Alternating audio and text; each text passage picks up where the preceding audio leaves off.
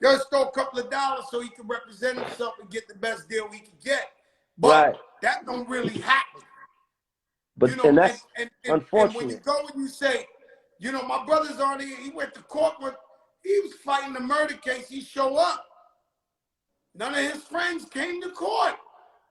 You know, and so that, you know, we all know about that. When somebody go to jail, they come on 5 years later, it's been going on before Christ. Yo, what's up, man? You ain't write me a letter, and I missed you. I ain't want to see you like that. I didn't, you know, and so a lot of times we out here convincing ourselves that we got a bunch of true love, but the truth is, you gotta love yourself and your family first and foremost enough to stay out of them positions. First and foremost, but you know what? It's like what you just said.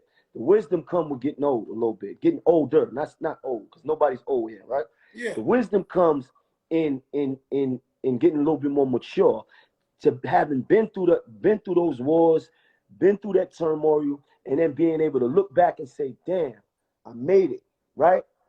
A lot of times when you're that young, you don't really have that way of looking at life, because you haven't experienced everything yet. You understand? So it's different for them, you know. But the fact that you can reflect on your life and where you've been and still be here it makes it worthwhile. Oh no, you better believe it. And I've been ducking and diving. You know what I'm saying? I finally caught the corona 3 weeks ago. Yeah, I caught it too. You caught it too? Yeah, I caught it too. You know, I felt like a virgin. You know how a girl, she don't give it up, and then finally, you know what I'm saying? You know, I was like the last American COVID virgin. Motherfucker caught me. Bang, hold up, Omarion. Omarion don't got no, listen, Omarion is on everybody. He not playing. And I'm sitting there, I'm talking to Remy today. She was like, yo, I'm ducking this. I said, damn, you still the last American, like you. It ain't, unless you just never come out. He's an equal opportunity fucking disease. Everybody get it. Yo, Omarion ain't play with people, right? At all. It's like at all. It didn't really hit me that bad though. I was like, I had like the flu symptoms for like 2 days, but I was straight. Other than that, now, I had it longer for that, and you know I be really believing this shit. So I'm vaccinated up, boosted up, all types. Yeah? So yeah, and so it made me mentally. It made me mentally feel like I was good. So you know I had like the worst flu you could have. I ain't have no life threatening, no shit. But you know this Omarion shit. It's a mental thing. You know, the fucking COVID is a mental thing. So it start playing games with you, making you think you can't breathe. You know, these guys, a lot of these guys died over like anxiety. Like I almost think like the minute you catch COVID, take a fucking Valium or something, one of them Ambiens, and calm yourself down. Because as soon as you think you got it, you go into panic and mode. You alone. This ain't no beef where somebody can calm you down or your girl's rubbing your back. You alone. If you being responsible, you alone. And then that shit start to creep in on you. Different little things that, you know, the back of your ear start bip, bip, bip, bip. It start shit, right? Shit start. You start panicking. Feeling all type of shit. Yo, listen. You start to feeling shit, and shit possibly just in your mind. In your mind. And so what happened to me, the one thing that happened to me is, you know, I never smoked in my life. Not a cigarette, not nothing. Me neither. Never smoked cigarette. No blunt, nothing. I was like, yo, my lungs gotta be good. But my breath was playing with me.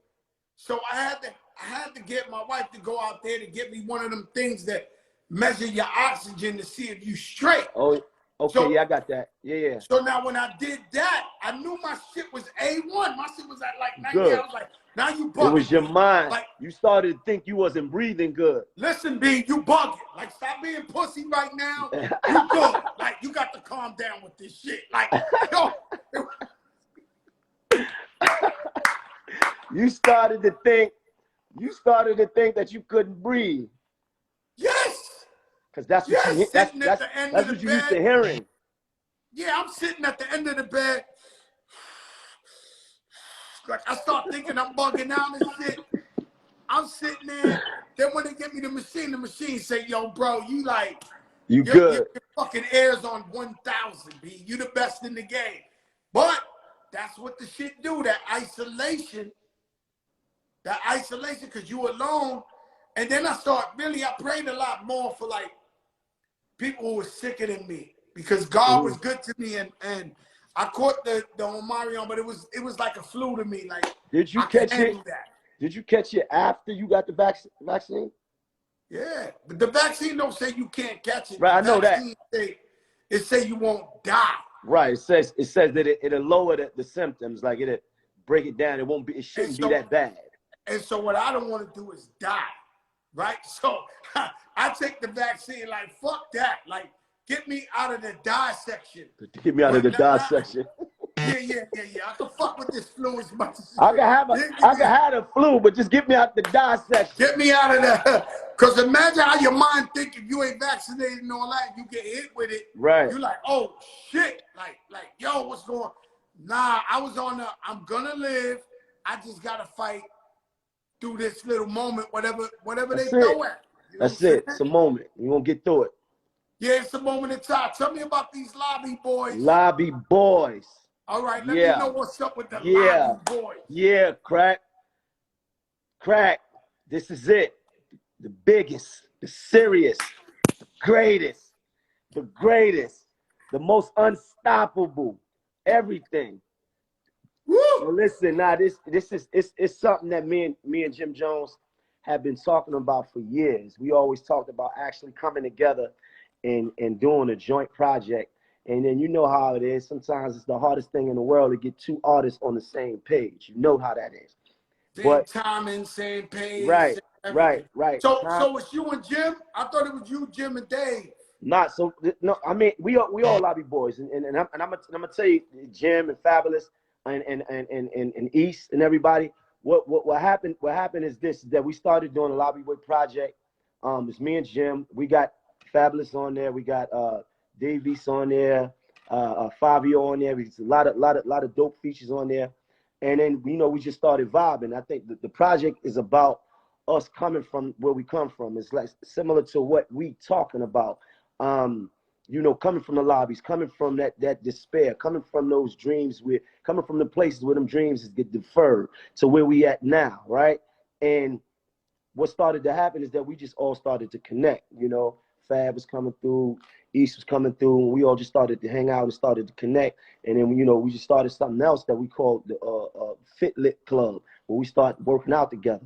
You understand what I'm saying? And we're showing people that, for one, unity, right? Unity amongst rappers in a city where it was said that we can only be one king, right? And it's you see rappers together in the studio all the time. You see them together in parties all the time, but you never really see them do things like that together. So it's just something that we created just to inspire the people. We want to get to a place where we doing classes, something similar to like Zumba. Where we bringing people in. It's a dope idea, and we just connecting in more than ways than just music.